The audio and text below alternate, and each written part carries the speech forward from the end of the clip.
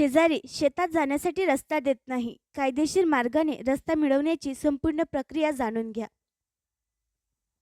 आमची पिढी जशी जशी वाढत जाते तशी तशी आमच्या आई-वडिलांनी घेतलेल्या जमिनीचे विभाजन होताना दिसते.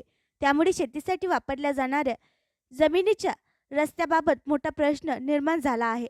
यावेळी तुम्हाला रस्ता करायचा असेल तर कायद्याने मानला जाणारा रस्ता मिळू शकतो. महाराष्ट्रातील जमीन महसूल अधिनियम 1966च्या कलम 143 अन्वये किंवा कायद्यानुसार संबंधित शेतकरी रस्त्यासाठी अर्ज करू शकतो.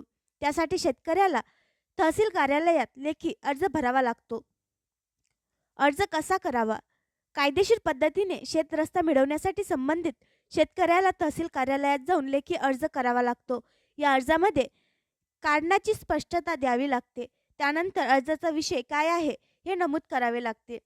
पुढे जाऊन मग अर्जात अर्जदाराचे नाव, गाव, तालुका, जिल्हा याची माहिती द्यावी. आपल्या शेतीचा तपशील द्यावा, जसे की शेती किती आहे, शेजारी कोणाकोणाची शेती आहे, तसेच त्या शेतकऱ्याचे नावे आणि पत्ता याची माहिती द्यावी. आवश्यक कागदपत्रे कोणती आहेत? रिकाम्या जागेसाठी मोकळ्या रस्त्याची मागणी करत आहे. अर्जासोबत त्याचा नकाशा जोडावा. भाडेकरू जमिनीची यादी आणि शेजारील शेतकऱ्यांच्या जमिनीचा तपशील देणे आवश्यक आहे. ज्या शेत जमिनींसाठी अर्ज करणार आहे त्यावर कुठला वाद सुरू आहे का?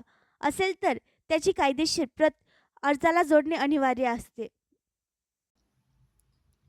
आणखी नवीन व्हिडिओ पाहण्यासाठी आमच्या देशमुख एक्सप्रेस न्यूज चॅनलला सबस्क्राईब करा, लाईक करा आणि शेअर करा.